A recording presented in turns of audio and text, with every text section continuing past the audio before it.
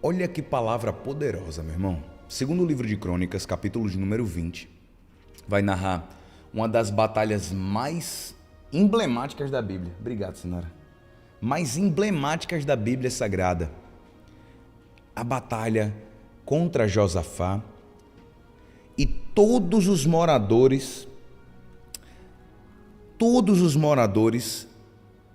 da Cananeia contra Josafá. Os filhos de Moabe, os filhos de Amon, os meonitas, todo mundo se juntou, se congregou para batalhar contra Josafá. Segundo o livro de Crônicas, capítulo 20, diz: uma grande multidão está vindo contra Judá do outro lado do Mar Morto, da Síria, e eis que eles estão em Hazazon Tamar.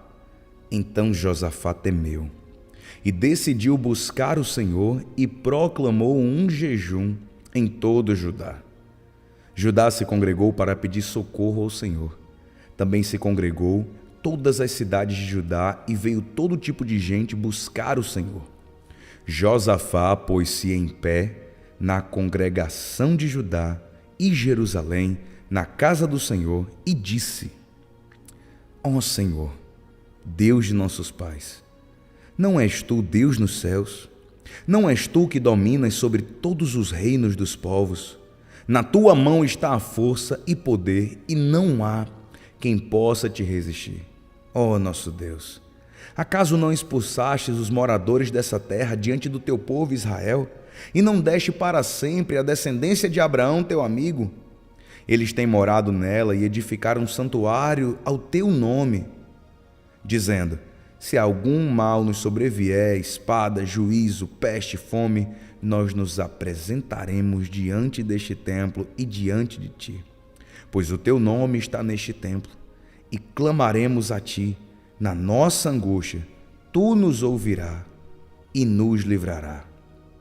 Eis que agora os filhos de Amon e de Moabe e os do monte Seir, cujas terras não permitisse Israel invadir, quando vinham da terra do Egito, mas deles se desviaram e não os destruíram.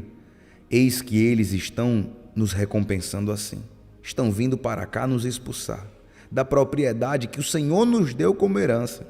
Ó nosso Deus, acaso não executará juízo contra eles? Porque em nós não há força para resistirmos a essa grande multidão. Não sabemos o que fazer, mas os nossos olhos estão postos em ti. Rapaz, que palavra. Que palavra. Que palavra. Pega essa palavra aí, ó. Ô irmão. Ei, irmão. Ô irmão. Ô irmão. Pega essa palavra aí, ó. Pega essa palavra aí, ó. Guarda essa daí. Aí na live. Não sabemos o que fazer, mas os nossos olhos estão postos em ti. Uma das funções principais do jejum é reconhecer que em você não existe possibilidade. Uma das funções e das declarações do jejum é justamente essa. Eu reconheço diante de Deus que em mim não há força nenhuma. Eu reconheço. O jejum, ele declara isso para Deus. O crente, quando ele jejua, consciente ou inconscientemente, você pode fazer isso sabendo ou não sabendo, mas essa é a mensagem que é passada para Papai do Céu. Ele está dizendo: eu não tenho força em mim mesmo. Eu não tenho capacidade em mim mesmo. É por isso que eu estou jejuando, é por isso que eu estou me humilhando, é por isso que eu estou te buscando. E eu acho lindo pelo fato de que Josafá lembra a Deus das promessas. Eu já falei isso aqui no Bom Dia Jesus. Quando você ora lembrando a Deus das promessas, não é para dizer que Deus se esqueceu. É para dizer que você não esqueceu. Quando você vai orar e diz: Senhor, lembra da promessa que o Senhor fez sobre a minha casa? Lembra, Senhor, da promessa que o Senhor fez sobre a minha família? Lembra, Senhor, meu Deus, da promessa que o Senhor fez para o meu filho, que ele ia ser restaurado. Senhor, o Senhor prometeu que o meu marido ia ser restaurado desse cativeiro, e agora ele está assim. Deus lembra.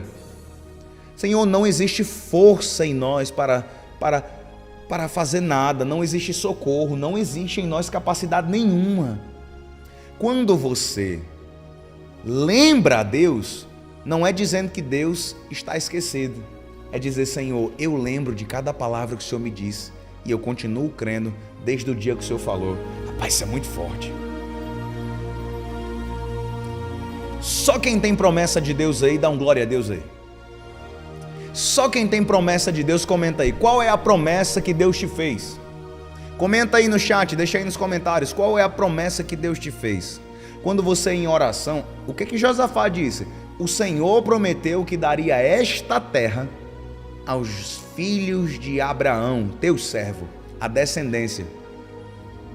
Essa foi a promessa que o Senhor nos fez. E Josafá ainda diz o seguinte: os moradores do Monte Seir, né? Esses moradores do Monte Seir, os filhos de Moabe, os filhos de Amon, Deus ele ordenou a Israel que não destruísse os moabitas, nem os amonitas. Quando eles estavam vindo do Egito, Deus disse: não passe pela terra deles, não os destrua, poupe a vida deles. Deus mandou não destruir. Só que agora, em 2 Crônicas 20, eles estão se levantando contra Israel. E aí, Josafá, que não é besta, crente não pode ser besta, Josafá está dizendo: o Senhor lembra da misericórdia que o Senhor teve com eles, eles agora estão se levantando contra ti. Interessante quando Josafá se coloca nessa postura. Josafá fala o seguinte: Senhor, eles não estão se levantando contra nós, eles estão atacando o Senhor.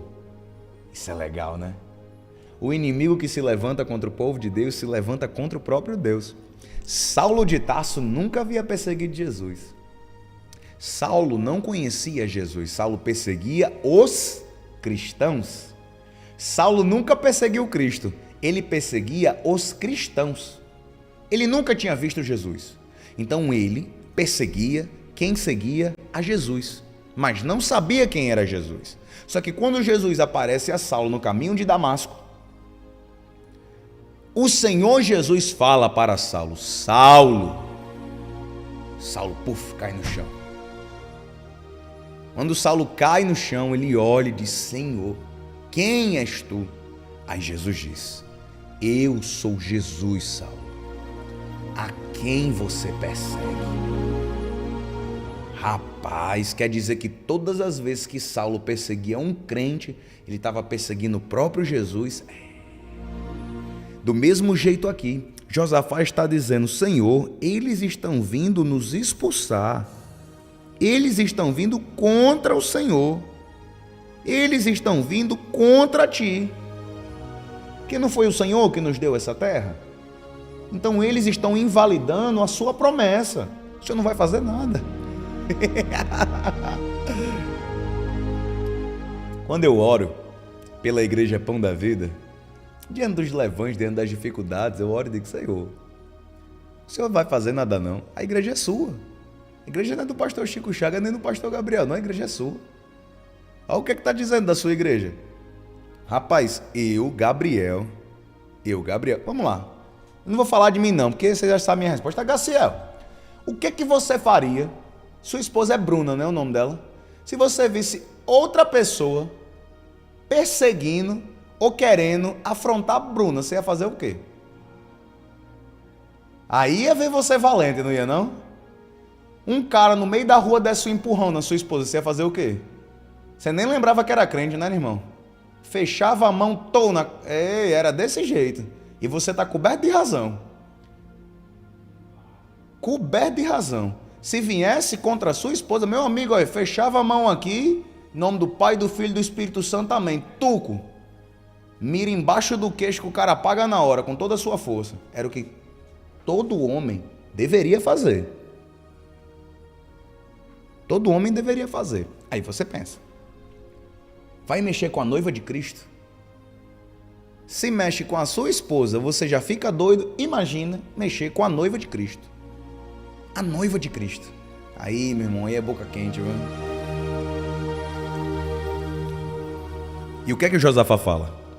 Sabemos que em nós não há força. No verso 12 do capítulo 20 de 2 Crônicas diz: porque em nós não há força para resistir a essa grande multidão. Não sabemos o que fazer, mas os meus olhos estão postos em Ti. Rapaz, eu quero encerrar essa reflexão para a gente orar e dizer isso para você. Quantas vezes na sua vida você não sabia o que fazer?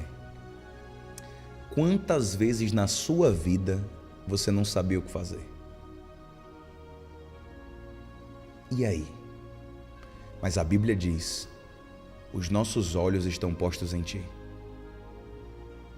O problema não é saber o que fazer. O problema é para onde você está olhando. Talvez você não saiba o que fazer, mas continue olhando para o canto certo. Era exatamente isso que Davi estava querendo nos ensinar quando ele disse: elevo os meus olhos para os montes. De onde virá o meu socorro? O meu socorro vem do Senhor, que fez os céus e a terra. Ele não vai deixar vacilar o teu pé. Não dorme aquele que te guarda. Aqui Josafá está dizendo: eu não sei o que fazer, mas o meu olho, a minha vista, não se desviou do Senhor. Pega essa palavra aí, meu irmão.